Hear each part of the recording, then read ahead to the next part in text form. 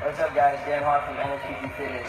We got a big competition tomorrow, and I'm getting some. I've had pain in my quadricep right where it inserts down above my knee since our big race in Tahoe a couple months ago. And so what I've been doing with the iRollFlex that I wanted to share with you guys is I put one RollFlex. I use a rubber band, as you can see. I reinforce it with one of my own, right on the head of my quadricep, right where the insertion point is, right where I feel the pain.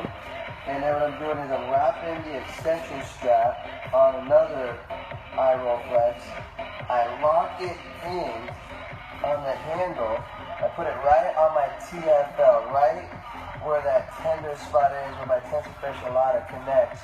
And now I have two pressure points on the two main areas that I feel the inflammation and the pain. And I just basically move through active movements and just let my muscle fibers basically work themselves out. And then I'll gently roll after a little bit of movement, roll after a little bit of movement, and then just go through the movements where I feel the most pain, which is essentially any back loading or bending of 90 degrees of my left knee.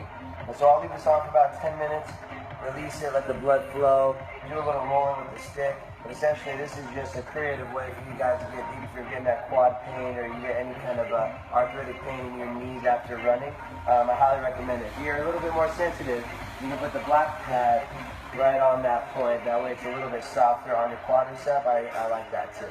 All right, guys.